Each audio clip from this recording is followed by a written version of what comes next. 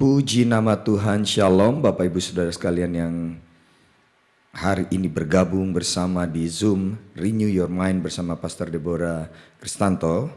Bersyukur sekali kita sama-sama bisa kembali beribadah dan izinkan saya sebelum kita sama-sama masuk di dalam pujian penyembahan mengucapkan Merry Christmas tahun 2023 dan selamat masuk di tahun yang baru. Di tahun 2024 kita percaya bahwa Tuhan selalu ada bersama-sama dengan kita, Tuhan selalu beserta dengan kita.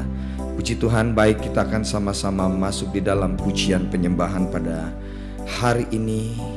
Sama-sama nikmati hadirat Tuhan.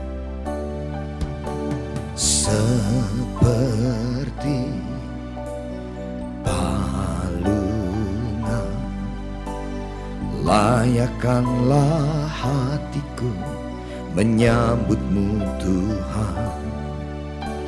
Seperti emas kemenyandanmu, biar hidupku berkenan padamu. Seperti palungan, layakkanlah hatiku menyambutmu Tuhan. Seperti emas kemenyandanmu, biar hidupku berkenan padamu. Sebab Natal tak akan berarti tanpa kasih-Mu. Lahir di hatiku hanya bersamamu, Yesusku rasakan selalu. Indahnya Natal di hatiku. Amin. Sama-sama katakan. Seperti palungan, layakkanlah hatiku menyambutmu Tuhan. Seperti emas kemenyandanmu, biar hidupku berkenan padamu. Sekali lagi katakan. Seperti palungan, layakkanlah hatiku menyambutmu Tuhan. Seperti emas kemenyandanmu, biar hidupku berkenan padamu. Sebab Natal tak akan berarti tanpa kasih-Mu. Lahir di hatiku hanya bersamamu, Yesusku rasakan selalu. Indahnya Natal di hatiku. Sebab Natal tak akan berarti tanpa kasih-Mu. Lahir di hatiku hanya bersamamu, Yesusku rasakan selalu. Indahnya Natal di hatiku. Sebab Natal tak akan berarti tanpa kasih-Mu. lahir di hatiku hanya bersamamu Yesusku rasakan selalu. Indahnya Natal di hatiku, indahnya Natal di hatiku, indahnya Natal di hatiku.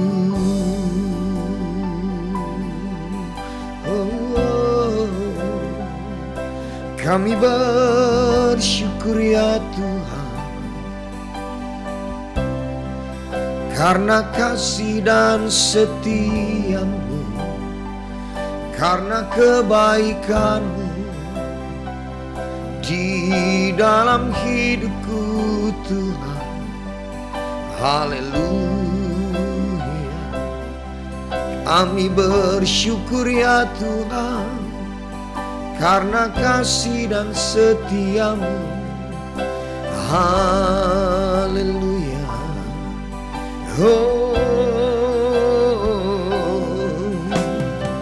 Engkau Raja, Engkau Tuhan di dalam hidupku sampai selamanya. Haleluya.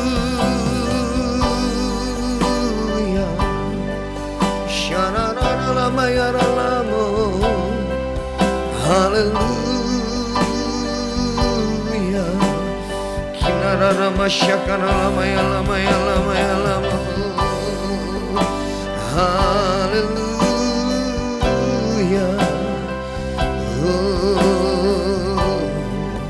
Kirara masyakana lama ya lama ya lama ya lama ya lama ya lama ya lama ya lama.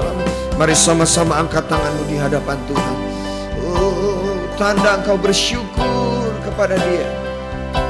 Berterima kasihlah kepada Tuhan. Kiraba syakata kararamana lamana lamana lamana lamana. Sebab Natal tak akan berarti tanpa kasih-Mu. Lahir di hatiku hanya bersamamu Yesusku rasakan selalu. Indahnya Natal di hatiku, sebab Natal tak akan berarti tanpa kasih-Mu. Lahir di hatiku hanya bersamamu Yesusku rasakan selalu. Indahnya Natal di hatiku. Sama-sama katakan, sebab Natal tak akan berarti tanpa kasih-Mu. Lahir di hatiku hanya bersamamu Yesusku rasakan selalu. Indahnya Natal di hatiku, indahnya Natal di hatiku, indahnya Natal di hatiku. Berikan sorak-sorai tepuk tangan bagi kemuliaan nama Tuhan. Haleluya. Natal adalah kasih, dan kasih adalah Yesus. Kami bersuka cita karena Engkau Tuhan. Segala pujian, hormat, syukur hanya bagi Tuhan. Yang percaya katakan amin. Tepuk tangan bagi kemuliaan nama Tuhan. Mari bersuka cita. Kita mau sama-sama menyanyikan pujian ini saudara. Haleluya. Haleluya, sama-sama yuk. Hey, oh, hai mari berhimpun dan bersukaria, turut semua ke Betlehem. Marilah pandang Tuhan bala surga, sembah dan puji Dia, sembah dan puji Dia, sembah dan puji Dia, Sang Raja. Sembah dan puji Dia, sembah dan puji Dia, sembah dan puji Dia, Sang Raja.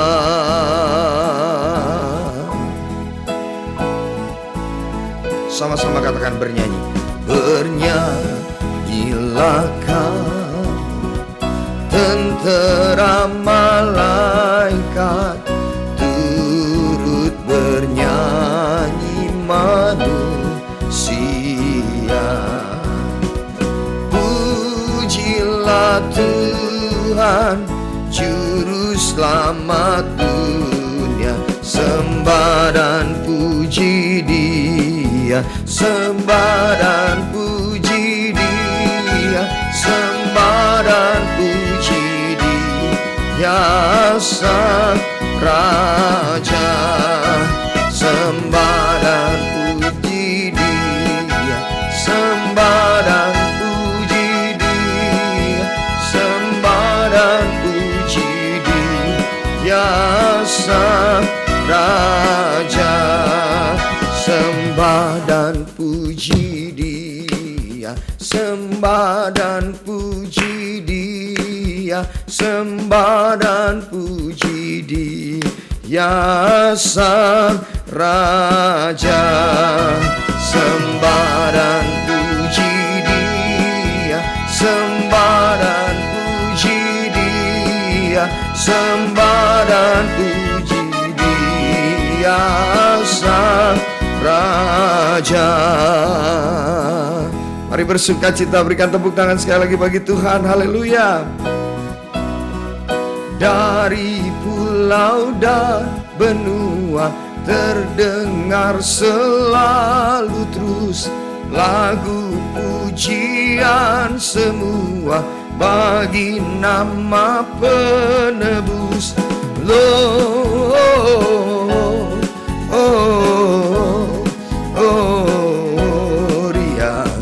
muliakan Tuhan. Gloria,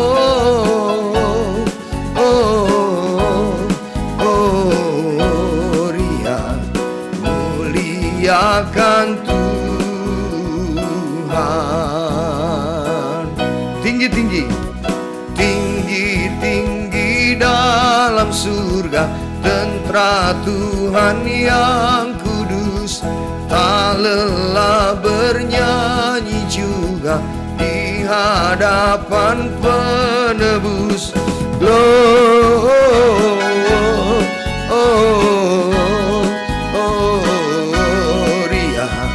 muliakan Tuhan.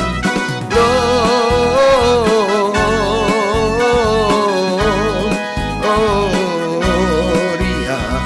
muliakan Tuhan.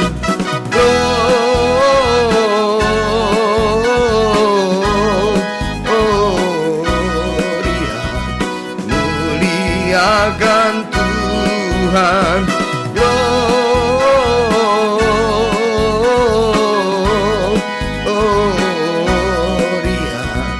muliakan Tuhan. Muliakan Tuhan. Muliakan Tuhan.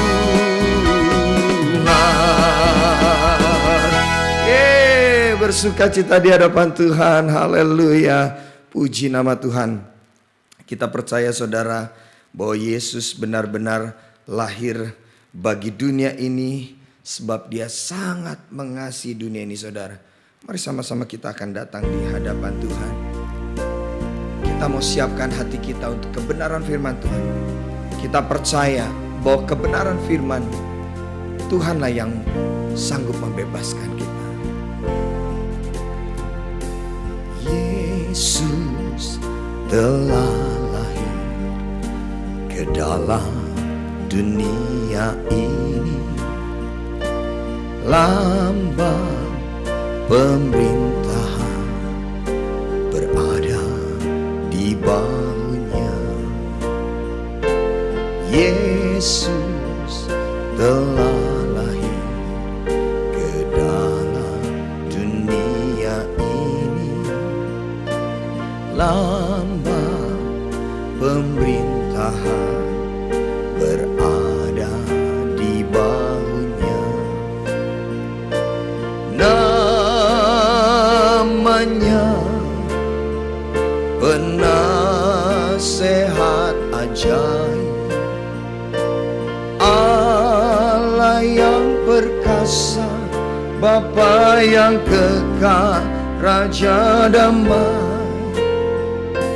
Semua manusia pujilah dan sembah Dia. Glory bagi Dia. Haleluya. Amin.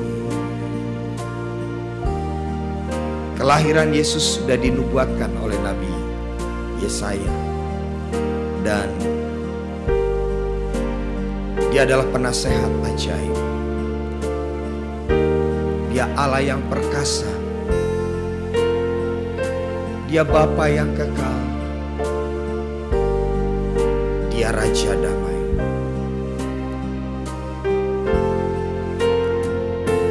Yesus telah lahir ke dalam dunia ini, lambang pemerintahan berada di bahunya. Katakan Yesus. Yesus telah lahir ke dalam dunia ini, lambang pemerintahan berada di bahunya. Namanya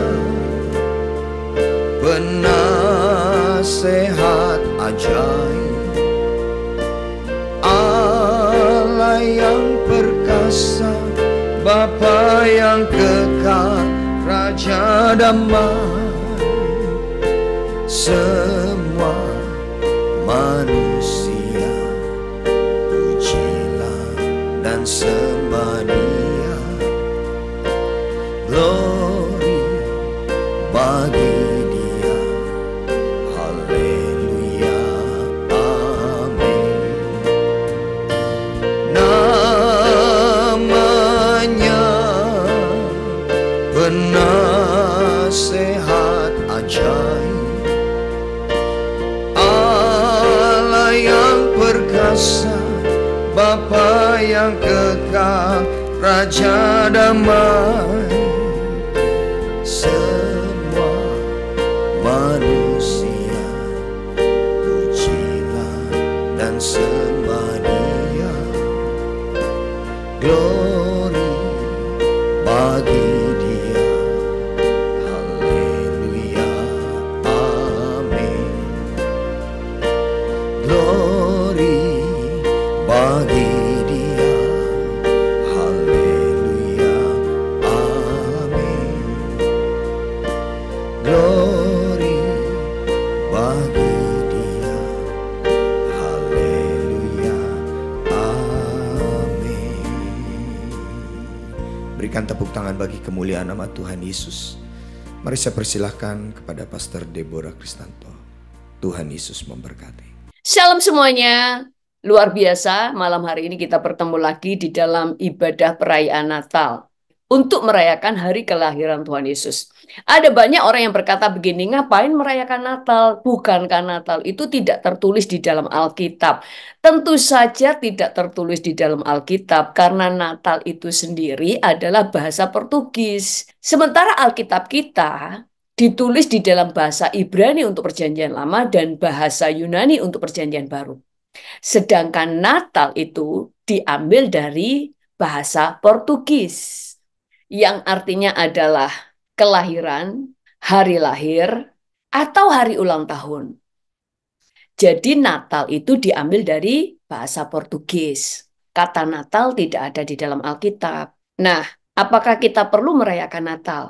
Ya perlu, karena di surga sendiri juga merayakannya. Segala sesuatu yang terjadi di dunia ini sudah terjadi dahulu di surga.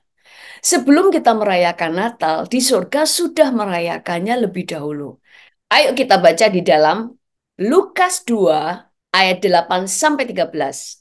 Di daerah itu ada gembala-gembala yang tinggal di padang menjaga kawanan ternak mereka pada waktu malam.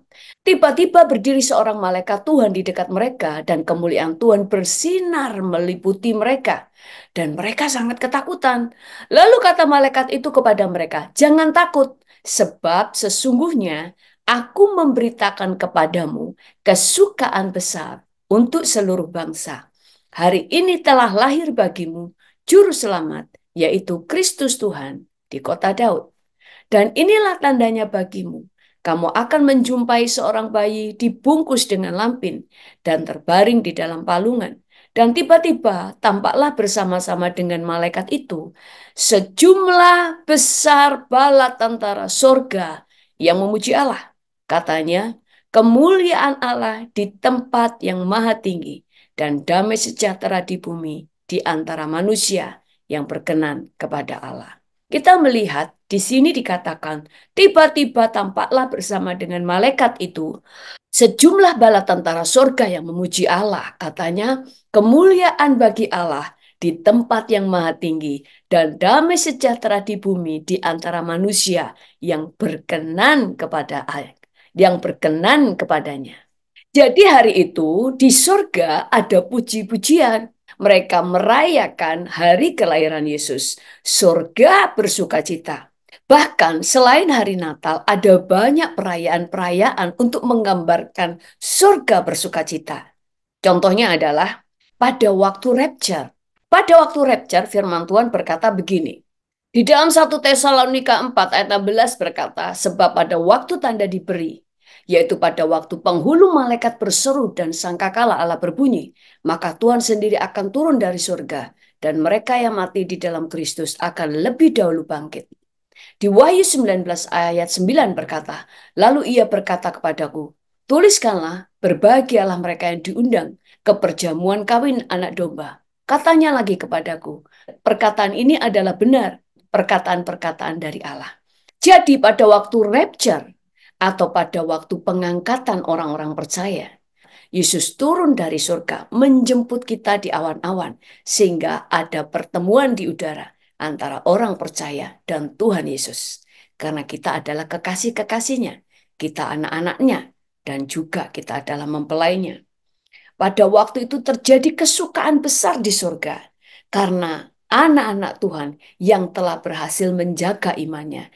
Dan Tuhan Yesus menjemput kita di awan-awan. Dan di situ ada sebuah sukacita besar. Dan kemudian dilakukan yang namanya perjamuan kawin anak domba. Dan ada banyak anak-anak Tuhan yang telah Tuhan perlihatkan apa yang terjadi di surga waktu terjadi pada waktu ada perjamuan kawin anak domba. Di situ ada meja-meja yang penuh dengan makanan yang siap dihidangkan untuk semua para pemenang-pemenang iman. Kita semua yang diangkat oleh Tuhan, kita akan menikmati perjamuan kawin anak domba. Di situ ada pesta besar. Itu sebabnya Tuhan berkata, kita harus dalam keadaan berpakaian pesta. Karena memang ada pesta di surga. Demikian juga pada waktu Natal terjadi sukacita besar yang di surga. Karena Yesus telah lahir ke dunia. Allah sendiri, karena Yesus telah lahir di dunia, karena firman-Nya telah berinkarnasi menjadi manusia dan hidup bersama-sama dengan kita. Karena surga tahu Yesus datang untuk membawa keselamatan bagi kita. Jadi perayaan Natal itu sudah ada di surga. Bahkan sampai hari ini. Setiap Natal terjadi puji-pujian di surga. Itu sebabnya damai sejahtera Natal bisa dirasakan di seluruh dunia. Sekalipun ada bangsa-bangsa yang menolak Yesus, tapi mereka tidak bisa menolak sukacita Natal. Karena di dalam setiap Natal terjadi sukacita dan damai sejahtera di seluruh bumi. Karena apa yang terjadi di surga termanifestasi di bumi, yaitu damai sejahtera dan sukacita karena merayakan hari kelahiran Tuhan Yesus. Kalau surga sendiri merayakan, kenapa kita tidak? Contoh yang ketiga adalah di dalam Lukas 15 ayat 7 berkata, Aku berkata kepadamu, demikian juga akan ada sukacita di surga karena satu orang berdosa yang bertobat. Lebih daripada sukacita, lebih dari sukacita karena 99 orang benar yang tidak memerlukan pertobatan. Jadi terjadi sukacita dan perayaan besar pada waktu satu orang berdosa yang bertobat. Surga itu suka ada perayaan. Surga itu ekspresif. Di surga itu tidak ada duka cita, tidak ada air mata. Tetapi di surga yang ada adalah sukacita. Kalau ada kemenangan, ada pertobatan, dan sebagainya. Surga merayakannya. Itu sebabnya kenapa kita pun di dalam sukacita, di dalam merayakan kemenangan, waktu merayakan kelahiran Yesus, merayakan kemenangan hidup kita, kita memuji dan memuliakan nama Tuhan. Karena memang itu adalah gaya hidup surga. Surga itu suka merayakan kemenangan-kemenangan saudara, bahkan yang terkecil sekalipun. Karena surga turut bersukacita atas keberhasilan kita, atas pertobatan kita, atas kemenangan-kemenangan yang kita peroleh. Karena surga itu suka merayakan kalau terjadi sebuah kemenangan, terjadi pertobatan, terjadi kelepasan, terjadi kemerdekaan. Natal berbicara tentang kasih, dan kasih tidak bisa dibuktikan tanpa pemberian. Itu sebabnya kalau firman Tuhan berkata Tuhan adalah kasih, maka semuanya itu masih abstrak. Hanya teori, hanya kata-kata, tidak bisa dibuktikan. Karena cinta baru benar-benar bisa dibuktikan kalau cinta itu diberikan dengan pengorbanan. Itu sebabnya Yesus itu lahir. Sama dengan lagu itu bukan lagu sebelum lagu itu bisa dinyanyikan. Lagu menjadi sebuah nyanyian setelah lagu itu dinyanyikan. Cinta baru bisa dibuktikan atau bisa dikatakan itu cinta kalau sudah diberikan. Iman baru bisa dibuktikan kalau iman itu dikerjakan. Itu sebabnya Natal adalah bukti kasih Tuhan kepada kita. Natal adalah ekspresi cinta Tuhan kepada kita. Bapa menyerahkan anaknya yang tunggal, yaitu Yesus. Dan Yesus menyerahkan dirinya. Dia melepaskan atributnya sebagai Allah. Yesus sendiri memberikan dirinya karena dia mengasihi saudara dan saya untuk membuktikan bahwa kasihnya adalah benar. Alkitab berkata, Yesus walaupun dalam rupa Allah, tidak menganggap kesetaraannya dengan Allah itu sebagai sesuatu yang harus dipertahankan, melainkan telah mengosongkan dirinya dan mengambil rupa menjadi seorang hamba dan taat sampai mati. Untuk siapa? Untuk saudara. Segala sesuatu fokus Tuhan di dalam melakukan banyak hal. Itu karena untuk saudara. Itulah kasih. Kasih itu melakukan segala sesuatu untuk kepentingan orang yang dicintainya, bukan untuk kepentingan dirinya. Yesus tidak hanya menyerahkan dirinya untuk saudara, tapi bahkan menyerahkan nyawanya.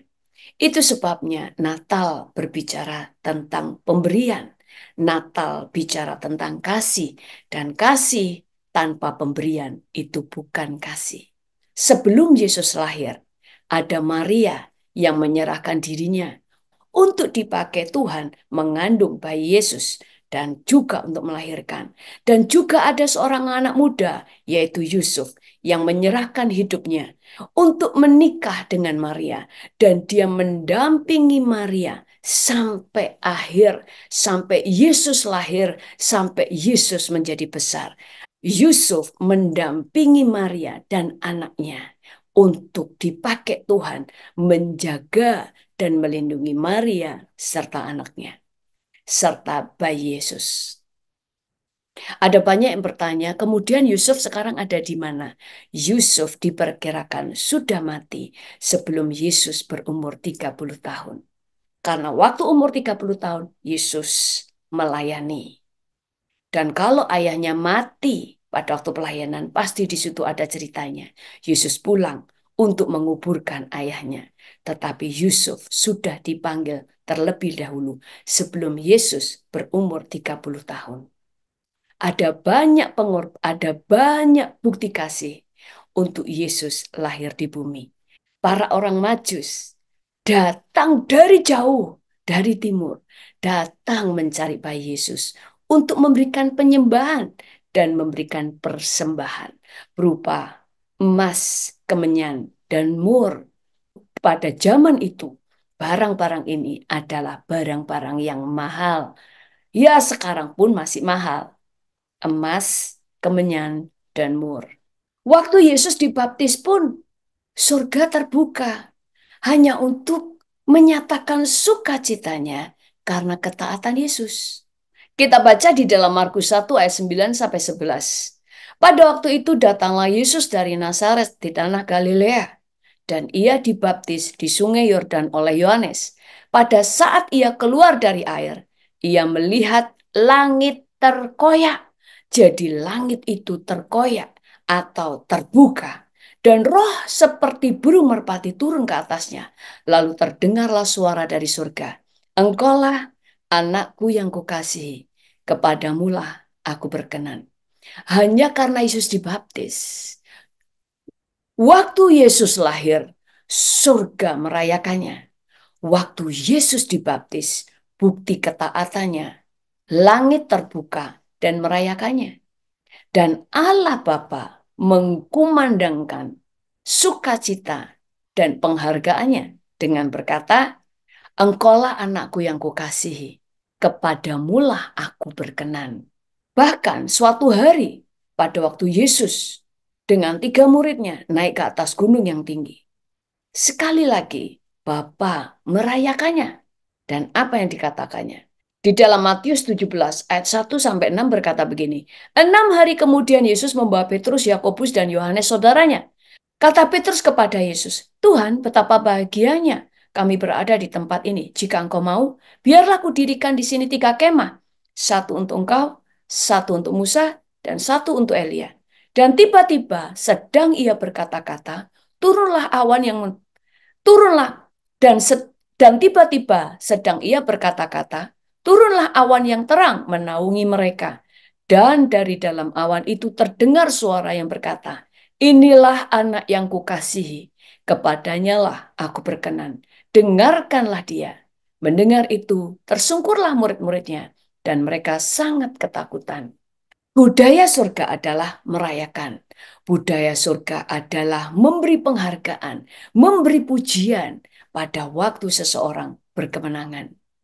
Budaya surga bukan melecehkan, bukan menghancurkan, bukan menjatuhkan, tetapi mengangkat, memberi support, memberi pujian, dan ikut merayakan kemenangan-kemenangan kita. Jadi pada waktu Yesus lahir, terjadi kehebohan. Di surga ada perayaan. Mereka memuliakan Tuhan pada waktu kelahiran Yesus. Kemudian orang-orang Majus datang dan menyembah Yesus dengan persembahannya. Tetapi kalau kita baca di dalam Alkitab, orang pertama yang didatangi malaikat, yang mendapatkan kabar bahwa Yesus telah lahir, selain Elizabeth, Yusuf, dan Maria ya, itu adalah para gembala. Para gembala ini didatangi malaikat untuk mengatakan bahwa telah lahir bagimu juru selamat di kota Daud. Kenapa para gembala? Karena Yesus lahir dengan membawa dua lambang.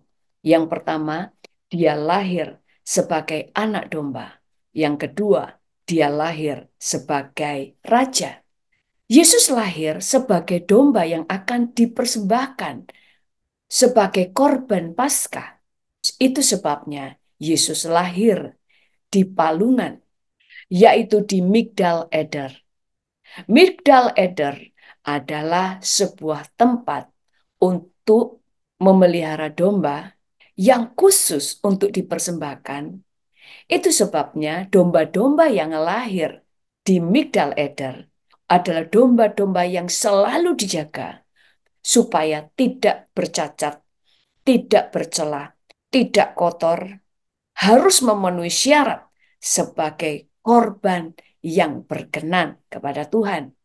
Migdal Eder adalah tempat mengkembangbiakkan domba-domba, membesarkannya, tetapi domba-domba ini adalah domba-domba yang dikhususkan untuk dipakai sebagai korban. Itu sebabnya Migdal Eder itu adalah tempat yang sangat bersih.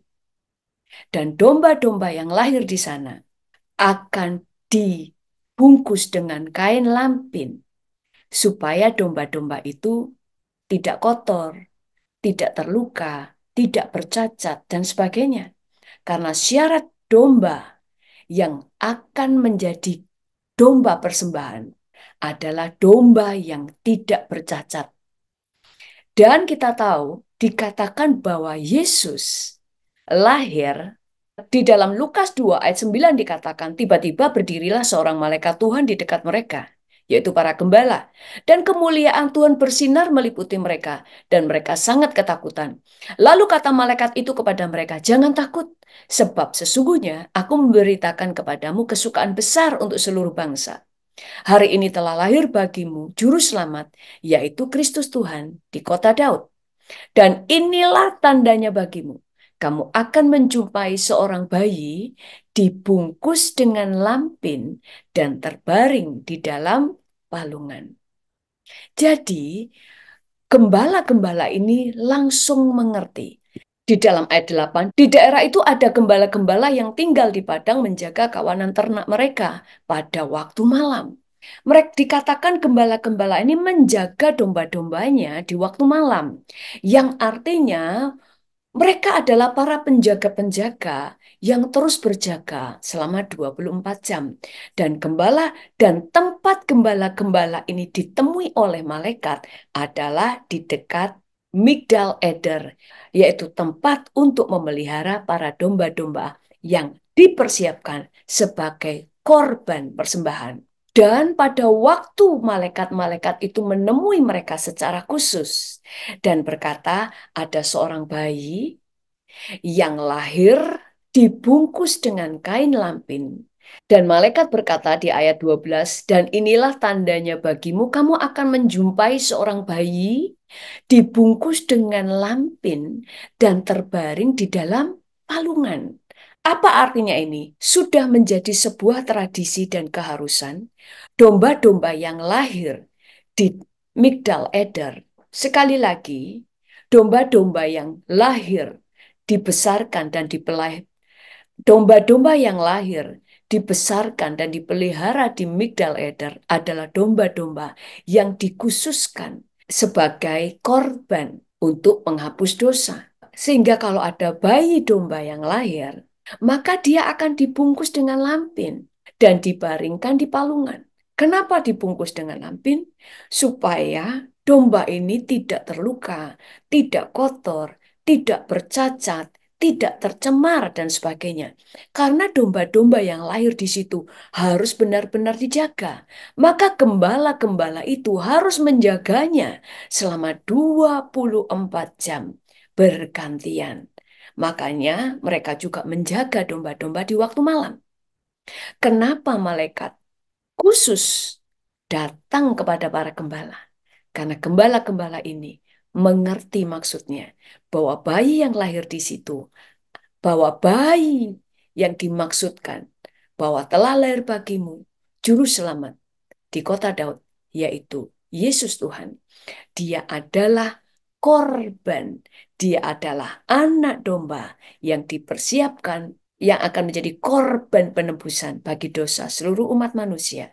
Itu sebabnya bayi Yesus dibungkus dengan lampin dan dibaringkan di atas palungan. Semuanya sudah tertulis dan semuanya sudah menjadi sebuah peraturan bahwa semua domba yang lahir di Migdal Eder, kalau baru lahir, akan dibungkus dengan lampin, lalu dibaringkan di atas palungan. Makanya gembala-gembala ini mengerti maksud dari malaikat Tuhan pada waktu mereka menyaksikan bayi Yesus. Karena bayi itu dibungkus dengan kain lampin dan dibaringkan di atas palungan. Karena semuanya harus tepat seperti yang tertulis dan tepat seperti hukum-hukum yang telah ditetapkan sebagai domba Paskah, sebagai domba yang akan dikorbankan. Itu sebabnya Alkitab berkata demikian.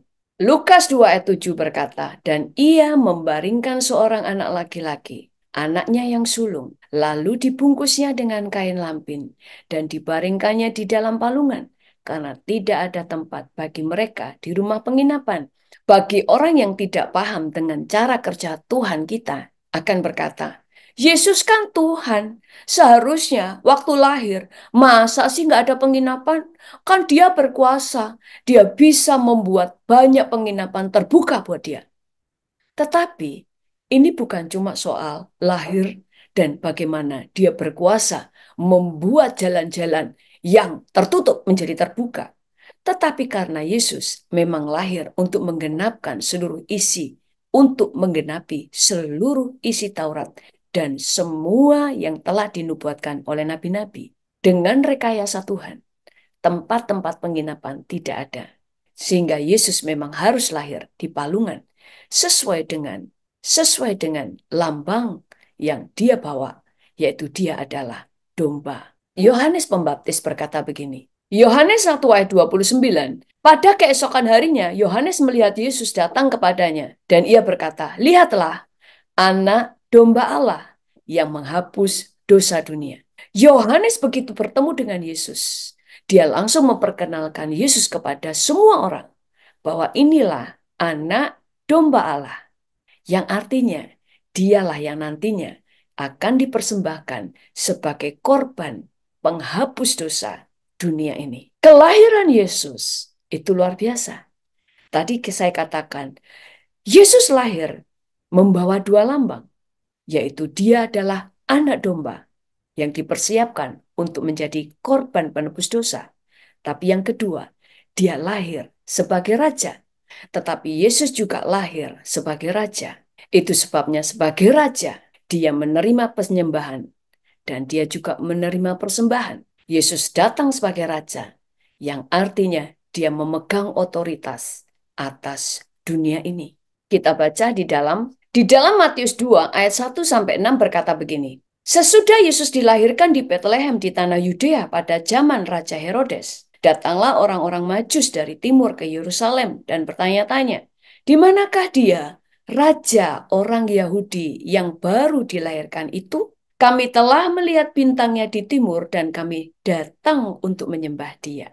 Jadi Tuhan menyatakan dirinya kepada orang-orang Majus bahwa Yesus lahir sebagai raja. Makanya para orang Majus ini datang khusus untuk memberikan penyembahan dan memberikan upeti atau persembahan sebagai penghormatan mereka kepada raja. Karena mereka tahu bayi ini adalah raja.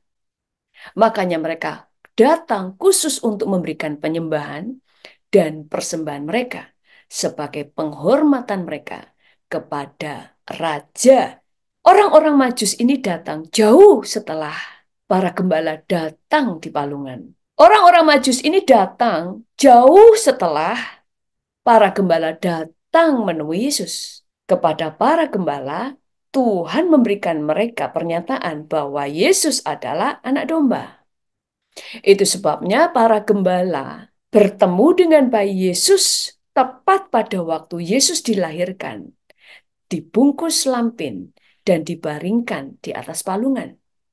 Sementara para orang Majus menemui Yesus, sudah tidak ada di palungan, tetapi ada di rumah, dan mereka memberikan penyembahan dan persembahannya, karena mereka mendapatkan rema atau pernyataan Tuhan bahwa yang lahir adalah Raja.